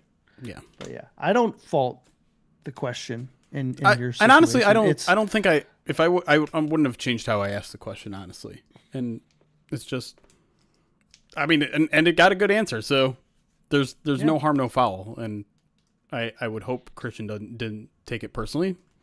And then to make it even harder is offensive line guys are quirky. Sure. Which is fun. That's part of their appeal. New question. Yeah. Okay. All right. I think, or what happens to the Brad Holmes legacy if a lot of these project guys or rookies that have dealt with injuries do not make it to a contract extension? For example, Manu, Levi, Ennis. I mean, his rap sheet will finally have some misses on it. Right. It's rare. Right now it's 7th rounders. Right. And that's about it. It's like most of his 7th rounders aren't still with the team. And we're talking about Antoine Green, Jamar Jefferson, Chase Lucas. James Houston. James Houston's was a 6th, 5th, right? 6th. I think 6th, I think. So maybe we're creeping up. I think Broderick's going to be the first one where people are like, oh. Right. But I don't think that changes his legacy because I think people are already tallying that one, right? Like, yeah. Well, And I also there's perspective to that pick. They hated that draft class. They really didn't like the guys in that draft class, and you can kind of tell, that they were willing to give up a lot of those picks to try and get up on a guy they thought they could turn into something. Yeah. And yeah, because keep in mind, a player not developing is not just on Brad. It's on Dan and it's on the player, right? Like Positional coaches. Yeah, there's a lot of factors that go into someone not developing. I mean, Broderick Martin is on his third defensive line coach. Yeah, third defensive line coach in 3 years. And that's, that's got to be challenging as it is. Yet, NFL players, the ones who stick around, they find ways to adapt, changing coaches or not. So, yeah, it's hard. It's easy to point fingers at the guys at the top. That's what they get paid for, and that's what they'll tell you to do. Sure. Dan or Holmes will be there and be like, "Yep, it's on me. I didn't do it." Yet there's a scout who produced information. I think he will. I'm just trying to think when's the last time he's been so good with everything, right? That we haven't really seen him take culpability for a bad move before. No, but he takes. How many times have we heard him say the buck stops with him? Like, the decision is mine. The decision to make the trade was mine. The decision to pick the player is mine. Like, he constantly is saying stuff like that.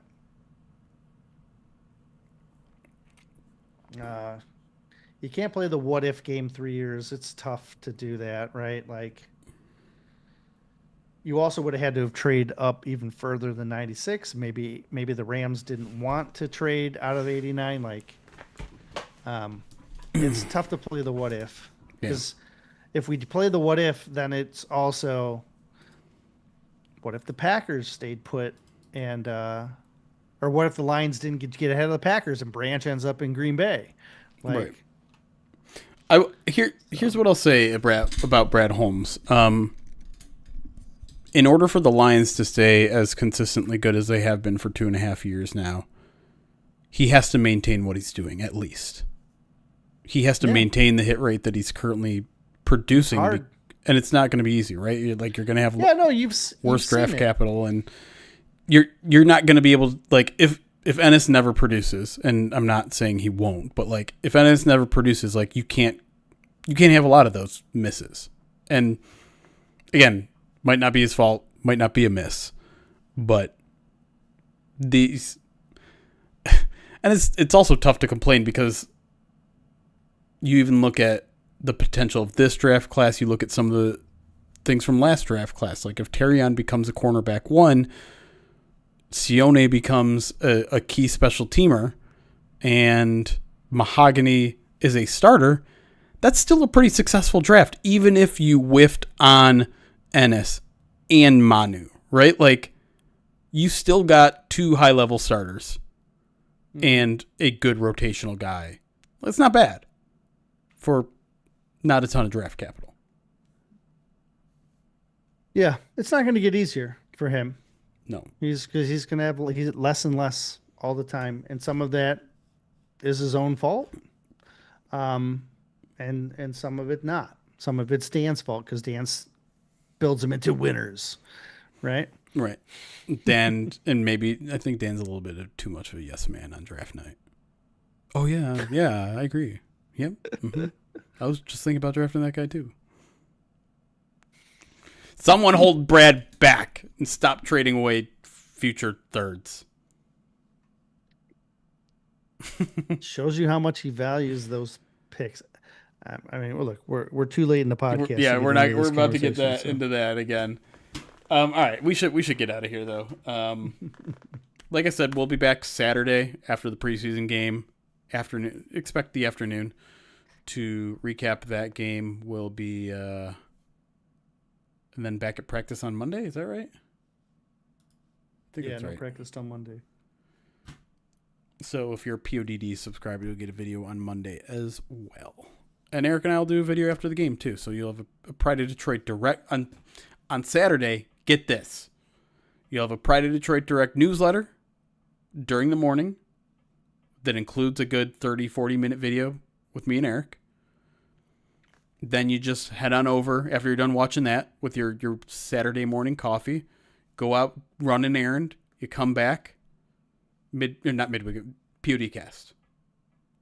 Breaking down the game. We'll get Ryan in here. We'll get Miko in here. They'll offer their perspectives. What else do you need? Your weekend is set.